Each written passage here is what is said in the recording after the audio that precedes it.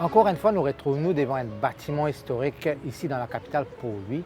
En fait, derrière moi, je trouve les restes de l'hôpital militaire qui fut construit dans l'ère français de nous l'histoire. Alors, qui fait nous là?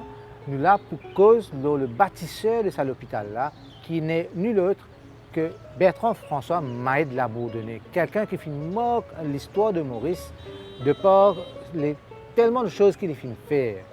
Alors, comme d'habitude, nous férus de l'histoire, le passionné de l'histoire lui-même, Alain Janot. Alain, merci encore une fois au fin de rejoindre nous pour nous causer de sa personnalité-là, qui quelquefois capable de prendre beaucoup de temps pour nous causer d'aujourd'hui.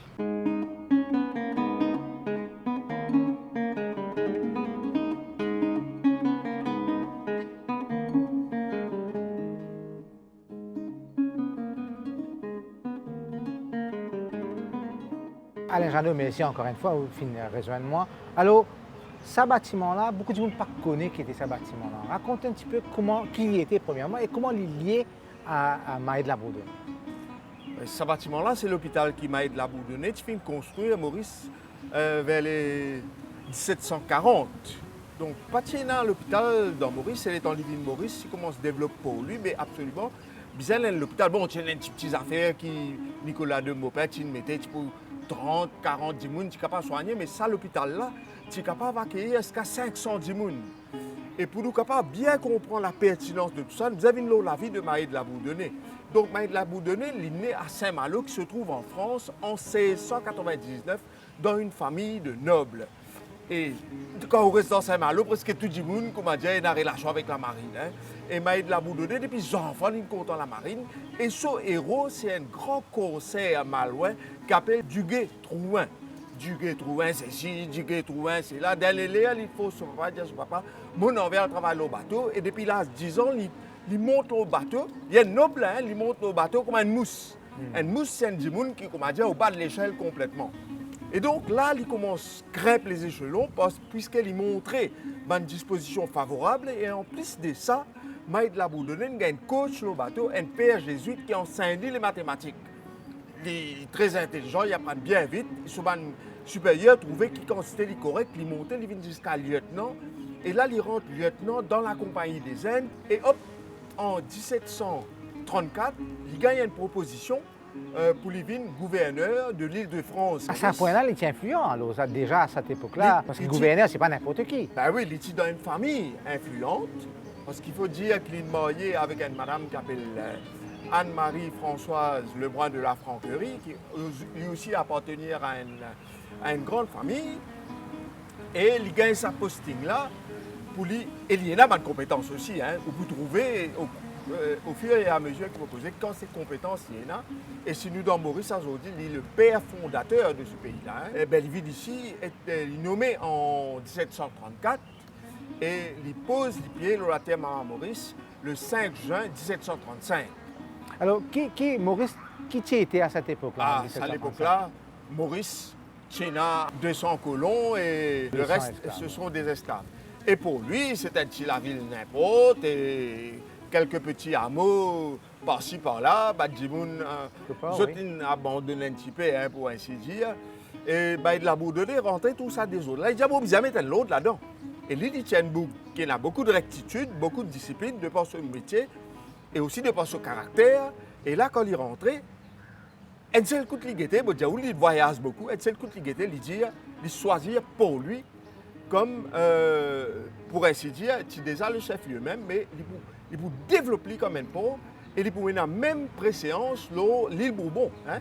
Et là, il commence à développer pour lui. Et c'est dans ce contexte-là qu'il fait l'hôpital aussi. Hein? Et là, il commence de te faire fouiller, agrandir le port, faire une base, comme on dit, arranger navire, comme on dit, même faire un navire aussi, d'autres pour lui, de grenier, de bâtiment. Et c'est lui qui fait l'hôtel du gouvernement. Hein. Bon, tiens, un petit loge là, bon, maintenant, ça ça loge, Maupin, tu fais une petite affaire. Mais lui, il a grandi, il fait l'hôtel du gouvernement à Such. Il fait des lots vini, parce que sans des lots, pas qu'il y ait un développement. Il fait un aqueduc, hein, qui mesure à l'époque à peu près 4 km. Il rend ça. Enfin, il dote ça l'endroit-là de toutes les infrastructures qui permettent un décollage de ce pays-là. Le pays vient vraiment un centre qui fait à peu près de tout. Hein. Commerçant, la Compagnie des Indes, ici dans le commerce d'ailleurs. Hein. Et pour le développement spirituel de ce pays-là, à ce moment-là, nous sommes dans le Code Noir, tout le monde est catholique. Mais il y a là s'appelle l'église. Crasé, nous, Crasé en palissade, etc. Alors, ils rendent à l'église. Ils rendent à l'église comment à Bizin, ils rendent ça vers les 1737. Là, quand la banque commerciale était à Zodi, et ils rendent à l'église, ils continuent à appeler Saint-Louis. Et bref, il y a une obsession de l'autosuffisance et il fait ramener Manioc Maurice, c'est lui qui fait ramener Manioc Maurice et il fait la loi, hein, il fait la loi qui chaque colon qui est un esclave, et bien, les autres bizarres réservent 500 pieds carrés la terre pour se planter manioc, pour se planter esclave. Il n'est pas question pour l'esclave pas gagner manger. Obligé de planter manioc, il plante maïs, il plante légumes. D'ailleurs, base que l'inasté là-bas à Pamplemousse, la côte jardin était la médecine beaucoup plus grand. Il fait une base là-bas, un jardin potager, quand il peut mettre toutes sortes de choses et il y a aussi une petite maison de campagne là-dedans. Mais seulement, évidemment, nous pouvons vivre dans un contexte de l'époque, hein, à cause de l'esclavage, c'est une réalité. Une réalité vraiment dure, mais c'est la réalité de l'époque. Tout à fait, il est illégal pour l'esclavage. Il fait amène un esclave en quantité Maurice. Mais avant tout, là, il commence à la chasse des esclaves, parce qu'un esclave marron peut mener la vie dure à tous les colons. Hein. Et il y a mon père qui appelle Père Ducrot, qui racontait comment un esclave marron tu attaques un colon dans la montagne, etc. Et il crée une petite armée pour l'assassiner d'un esclave marron là, afin de neutraliser le danger potentiel. Et là, il est bon nous signaler aussi que dans ce maréchaussée là, mais la plupart des esclaves, même qui perdent l'assassin de notre propre frère là dans l'Est, il y a à peu près 1500-2000 esclaves quand Livine Boris en 1735, et les temps y aller en 1746, la population d'esclaves vient 15 000 esclaves. Hein, et la population de Maurice même, 18 000. Bon, il tient piètre humaniste, hein, mais il tient un administrateur à la fois sévère et prévoyant et clairvoyant aussi. D'ailleurs, vous trouvez ce statue là-bas qui finit érigé en 1859, où vous trouvez avec un parchemin et un épée. Et là, dans cette statue-là, ils ont célébré le côté administrateur de Maïd Labourdonnais. Ils finissent faire une fonderie à Maurice. Hein. Ils ont produit 8 tonnes de fer par semaine. La fonderie se trouvait dans les environs de Arsenal, Pamplemousse. Et lui-même qui fait première sucrerie, entre guillemets. Justement, mais tu peux causer la sucrerie, parce que quand nous guettons un petit peu avant, les Hollandais finalement la canne à sucre à Maurice, les Français, quand ils continuent dans sa direction là-même. Oui, mais lui, il fait les professionnels. Les autres tiennent un petit flambourinier, ça, right? Mais combien est capable de produire un flambourinier? Pas capable de produire du sucre, pas capable de produire l'arac, produire tout ça. Mais lui, avec son cousin, Anastase Ribrotière, sieur de la Villebague, right? Bon, et ce qui est intéressant, c'est qu'il y a une première machine qui vient engloutie dans le naufrage du Saint-Gérant, dans la nuit du 17 au 18 août 1744. C'est une affaire terrible. Et ce qui engloutit aussi dans sa naufrage, c'est le premier objet de culte de l'église Saint-François. À l'époque, il n'y avait pas l'église, il y la chapelle. Et là, il est bon nous signaler que François Maïd Labourdonnais, c'est lui qui comment dire, c'est sous ce governorship qui a fait faire troisième paroisse dans Maurice, qui est la paroisse de Saint-François. On appelle ça Saint-François, bien évidemment, en honneur de François Maïd Labourdonnais, parce que c'est ce saint patron. Et il est bon pour dire aussi que c'est la plus vieille église à Maurice qui en date de 1756. Qui encore débute. Encore débute. Ouais. Mais là, Maïd Labourdonnais, tu des amours en 1756. Mais peu importe, il y en a sur l'empreinte là-bas aussi. Et Villebague, c'est la première sucrerie, qui pas loin, il est dans Grande Rosalie. D'ailleurs, il y en a sur millésime là-bas. Et pour vous dire, ça constate quelque chose, là, il fait une faire. Et aussi, il fait une prothèse Maurice, il fait une prothèse des intérêts de la France. Et en protégeant les intérêts de la France, il fait créer ici un ennemi, pour ainsi dire, son propre compatriote Duplex, qui se trouve dans un comptoir français dans les Indes. et qui peut faire aussi le malheur de la Bourdonnais. Alors, comment vous finissez dire, Maître de la Bourdonnais fin arrivé, il fin trouve, il fait un constat des lieux, il fin décide pour développer ce pays-là à l'époque. Donc là, comme dit Cosé, commerce puis aller, venir dans Maurice. Alors, qu'est-ce qu'il fait d'autre justement au fin de construire pour lui, bien dire, il construire de ce présent, il commence sa construction de pour lui. Mais qu'en est-il du reste de Maurice? Est-ce qu'il reste dans ce même état-là ou il participe aussi dans la construction du reste du pays? Mais bien évidemment qu'il finit participer. Mon Diaou qu'il finit faire une fonderie à Pamplemousse. Mon Diaou qu'il finit faire une sucrerie un peu plus loin. Mais rien que le fait de jeter les bases, des facilités à l'époque pour faire du commerce, pour rentrer, pour connaître. Sous la Bourdonnais, pas de procès, il y a un seul procès.